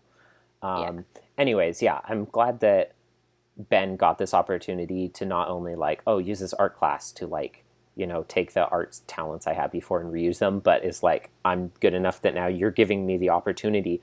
Normally it's not like there's help wanted ads that the community writes that get posted in juvie. Like, otherwise he would have no way of knowing about this opportunity and, getting to go to a farm, for one thing, get some fresh air, and get to practice his skills in, like, a new and creative way, and get to meet new members of the community and, like, form relationships with people and get to do community service that's going to look really good and hopefully get him out sooner are all great things that he couldn't have done if Penny wasn't teaching this class and made that networking connection for him.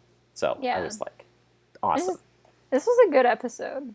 Honestly, like, the reason why I was so excited to, like, because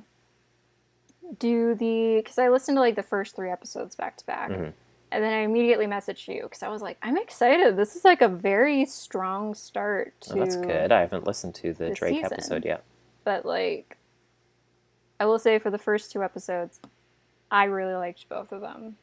I thought both of them were very good. Bump bump bump bump. Ominous.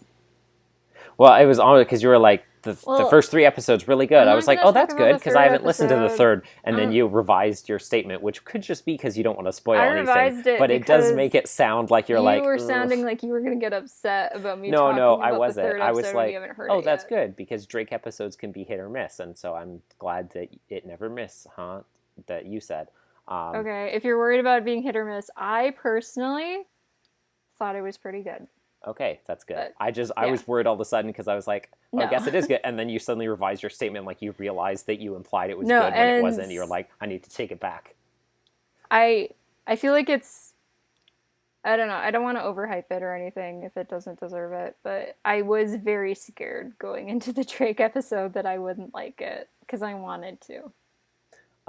In the doc for this one, Bob is Rossing in the doc, unsurprisingly, and he does a pretty good job at it, in terms of like the whole set and the easel and the wig and the voice that he does. Does he stuff. Slap his brushes and talk about happy little trees and say he does. There was a counter on screen for how many times he said happy. Yes. Oh my gosh, I didn't send this to you. I didn't think to send it to you. I sent it to Gary and Amanda because they really like Bob Ross. I'm going to send you a picture. You can put it up on the screen. It's kind of blurry. Oh. It is something I saw when I went to Spokane last week. Is it an original Bob Ross from The Joy of Painting? It is. That'd be pretty cool. Tell me when you get the picture. I forget. What did he do? Didn't he do something specific with all the paintings from the show? Like, were they all donated or something after they every might episode? have been. I don't remember. I feel like there's something like that. Let me know when you get the picture. Yeah, I'm checking. Ah, nice, yeah. So this was in Hot Topic. I don't know if you've ever seen it before. I took a picture of it immediately. They are Bob Ross energy drinks. Oh, that's not what I interpreted this picture to be. It says positive energy drink, and it says Bob Ross, and it's a picture of him. I showed it to Dad and Amanda separately, and they both had the same exact reaction, and it was, yes, because Bob Ross is always known for his high energiness. What's the word? But yeah, Bob Ross energy drinks. I saw that, and I was like, that is the funniest thing I've ever seen. That's such a weird, bizarre thing. What's the votive candle? That's what they're called. That's what I thought that was. Like the Catholic candles with the pictures of the saints on them. Oh, no, it was an energy drink with his face on it. And yes, I know that now. This is God. Like, there's no way it's an original drink. So I was like wondering, what is in here? What is in this? Is it like Red Bull or something? But like, I didn't want to just pick it's it up actually and start just randomly chromium yellow drink, paint. so. But yeah, just chugging paint. That's what made him so strong. This is just straight phthalate blue. Did you know that there's a Bob Ross Twitch channel? Yes. Yeah. That just streams old episodes nonstop. It streams, I think, old episodes and also like some new stuff with like different artists. Some of his new things. No, like his son started taking over and like painting the way he does, and I think like his son might possibly run the Twitch channel.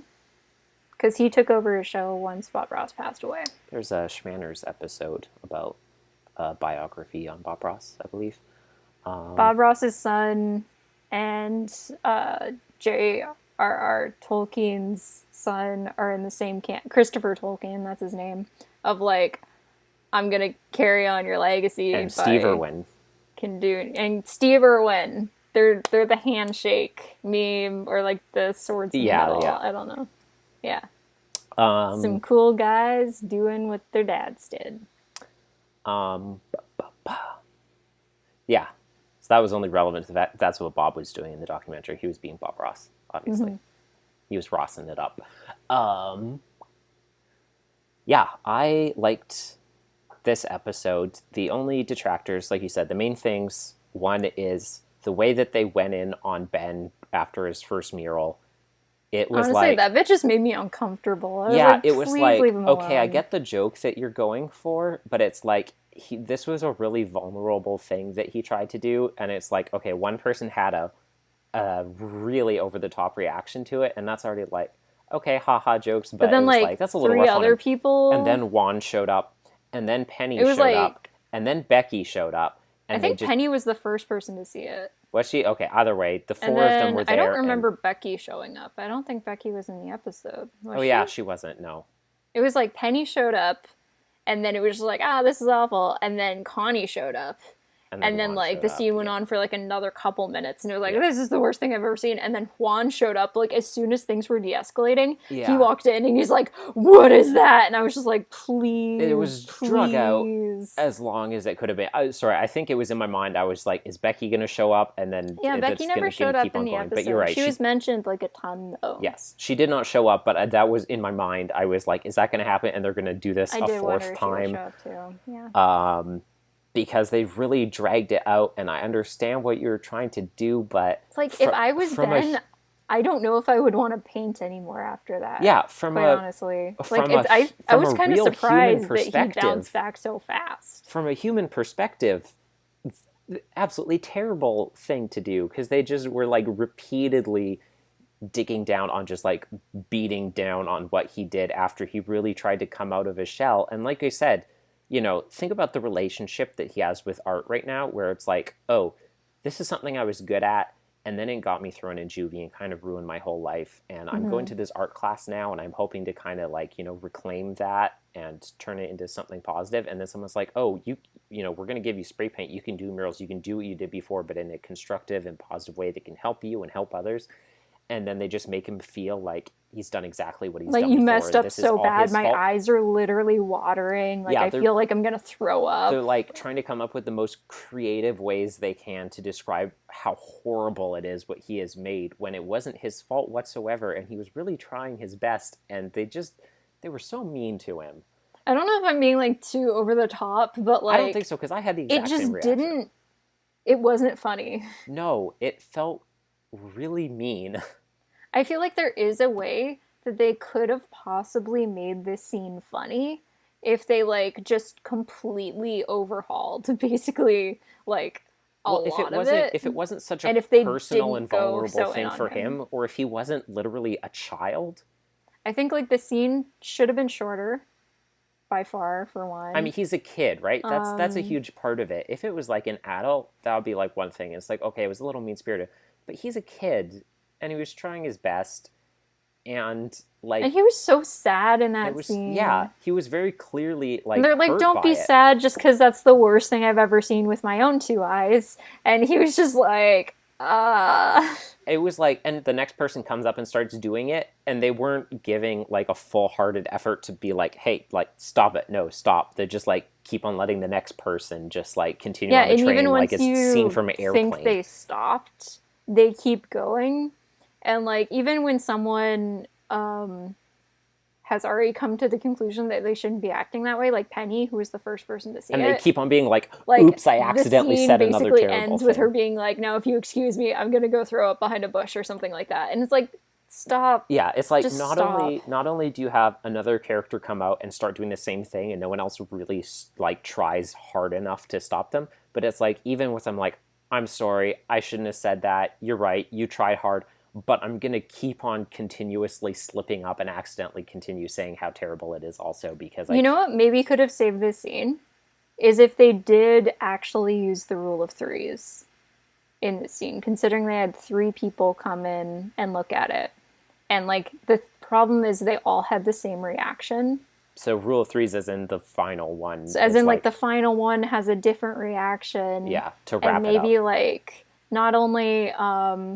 talks about like the good parts of it when you think they're gonna like he might like maybe Juan walks in, he's like, oh my gosh, and then Ben's that's like, so cool. I know it's, and he's like, this is so cool, like could you like I don't know, maybe like do your own separate art piece for me afterwards personally where you depict I want decapitated like maybe not like as gruesome, but like it could be, I don't know, something that does entail gore, not on the same level. I want more art on my wall to brutalize Canaanites. But, like, you know what I mean? Like, something that, like, uses kind of, like, something that took it and was constructive. But, like, which is what they lacked. Portrayed a different kind of thing. Yes. Which was, like, the goal. Which, again, this is on Penny for not being as specific about the commission, which she admits herself. I do appreciate that they did have that line.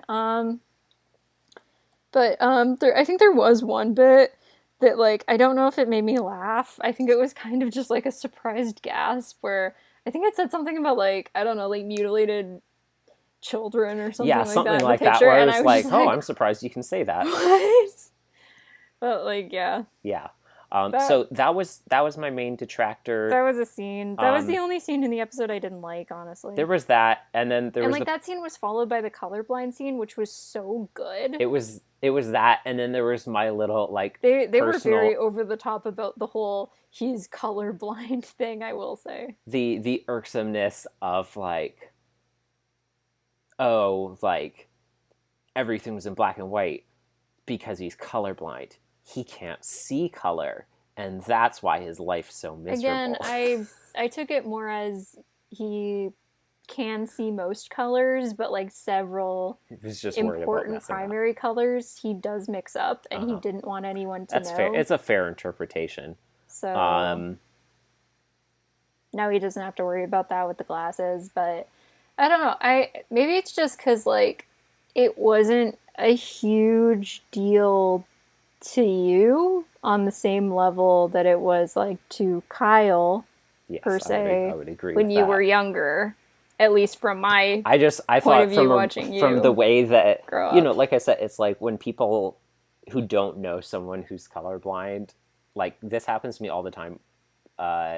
When I see people like admit that their concept of colorblindness is like, oh, you just can't see color, and it's still, See, I thought that when I was like really, really little, No. but then you were like, no, that's not how it works. And I was like, okay. in my and I never made that experience, mistake that again. is what the majority of adults think that colorblind people are like.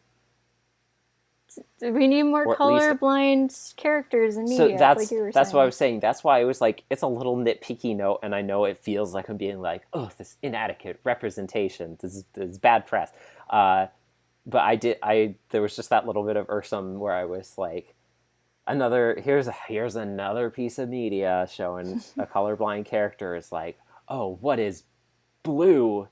Oh, But like I think like from what my is this? perspective, watching you grow up, Grene.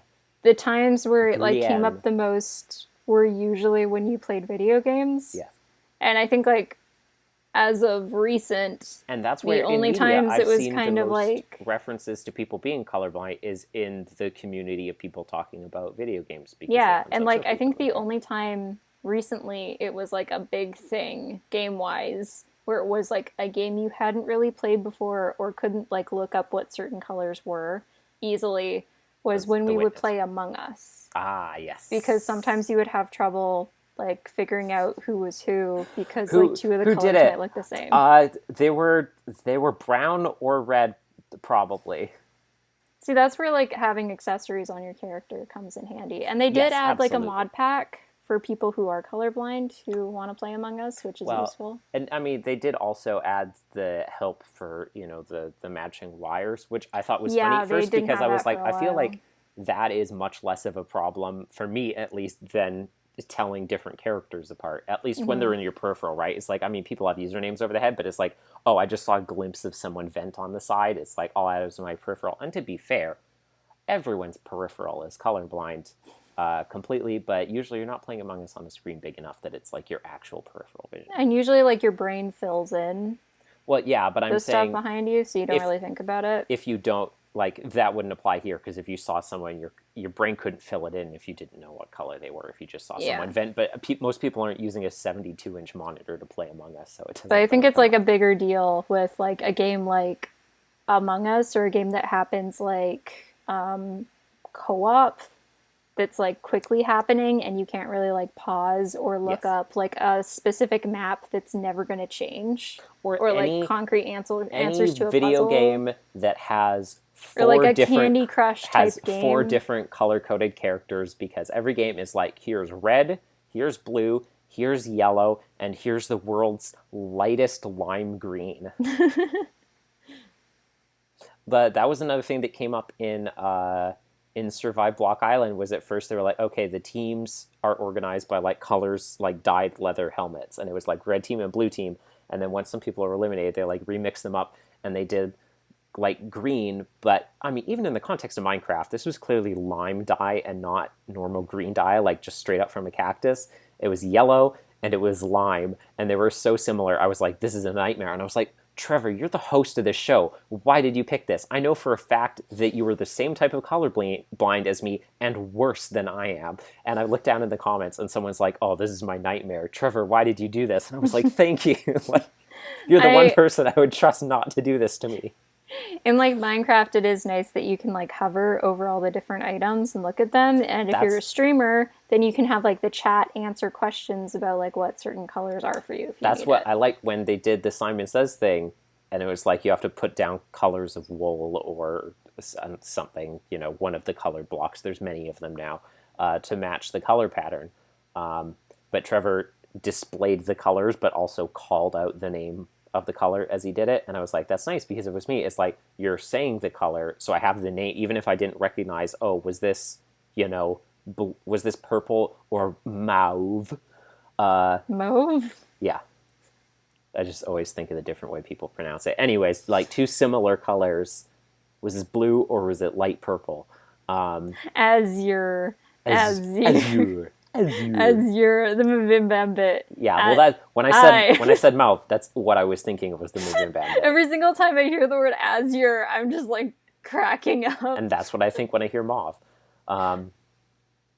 Anyways, when you say mauve, I think of Mob, and I think of Mob Psycho. I think of Maud. We're getting season 3. Maud, Bernard's wife.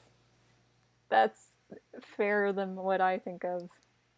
Also, I guess because when I'm saying it, and so I'm also picturing the spelling in my mind, where it's like an M-A-U consonant E, so it's more like the name Maud than it is like other words that are just M-O consonant. Anyways, this is a great conversation. I'm sure everyone loves. I just want to say, I've never really thought of colorblindness as like a huge detractor on the certain level that I know a lot of other people do. Not because, like... What do you... Detractor in terms of, like, a disability? Or detractor in terms of... I think so. Like, because some people who, like, don't have color blindness, like, make such a big deal. I see what you mean. When they find out someone is colorblind, like it's the end of the world or something like that. Exactly. Well, because you're used to it.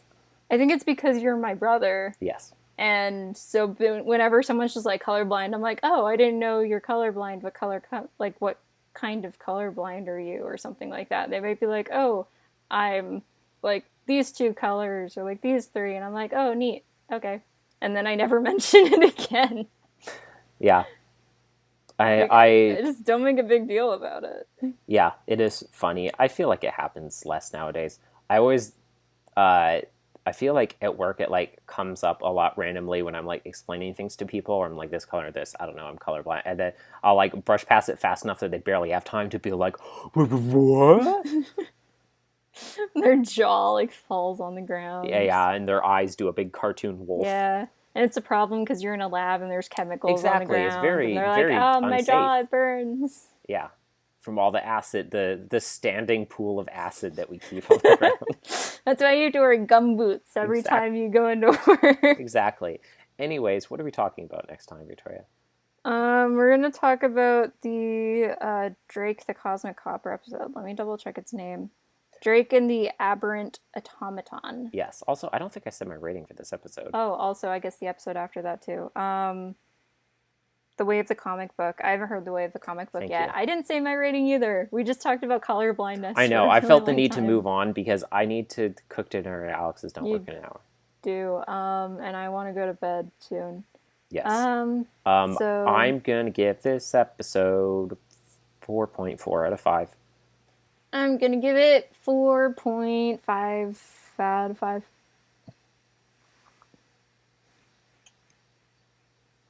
That makes me feel like I should have rated the first one higher.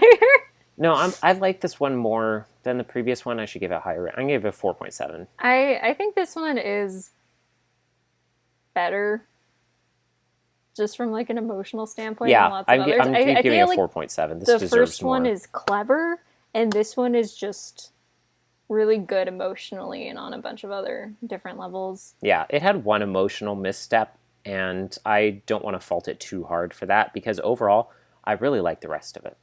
Yeah. I really like episodes where people get to see that people who are in prison are real human beings that deserve dignity and respect. That is lots of my that's teachers, a fan that's a theme in media I am a fan of personally. lots of my teachers either told us a bunch about like library, like prison librarians and prison libraries, and I think like a couple of my teachers had been prison librarians at a couple points, and we always had like so many questions for them because we're like, that is so neat. And I think there's like one class at one point where we had to come up with like a program, like a hypothetical program really quick. And my group came up with two because there were two we really liked. One was for like little kids in like daycares or something like that. And the other one was like a prison library program that we kind of like did a mock thing for. And it was so interesting. I've always thought it was really cool to just like, I don't know, help out convicts in like library ways or art ways or that kind of thing.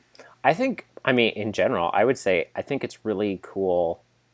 Basically, any of the like types of like niche libraries that are like, you know, narrowcasting these really specific positions, and maybe that's just growing up as a big fan of a series of unfortunate events that made me really like incredibly niche types of libraries. Maybe I every single time I think of a series of unfortunate events now after listening to this podcast that I am going through very, very slowly that is quite good called the Lolita Podcast. It's very hard to listen to in some parts, but like rewarding if you can listen to it and you don't have any like triggers that you need to worry about. Is this a fictional podcast or? It's about the book Lolita. It's like a long look at like the book itself, the history surrounding the book, different adaptations of the book and where they like faltered, and things that have happened, like bad things that have happened to different actresses who had to play Lolita in different things when they were far too young to play that role, and people who just like don't understand the story. And I never had to read that book, so every now and then I find like a work of older literature that I never had to read, and it's like, oh, I'd love to hear you like an analysis of this long form. And Daniel Handler drew a lot of like influence from Lolita when he made like Count Olaf, and I think he also said at one point in a newspaper or like a magazine that he did that like Lolita was his favorite book, and it was never really clear. I don't know, I haven't read the sources myself, but like if he was saying that, like in what way he was saying that. I mean, I would assume in like the good way and not the bad way. Yeah. Based on his writing. Yeah, but it's really weird to think about like all the different things, because once you know the plot of Lolita and you know the plot of the series of unfortunate events books, you're just like, there's so many parallels between like different things, like mainly with Olaf. Olaf is basically like extremely, extremely inspired by a main character in Lolita, and it's just really weird to think about. But anyway, that is completely unrelated to anything. Let's go. It is, yes. Yeah, that's everything. That's what we're doing next time. Thank you for joining us on our side of YouTube. I've been Devin Francis, also known as Dr. Placard. And I am a mystery. And today is history. That's why we call it the present. It's called the present. Goodbye. Goodbye.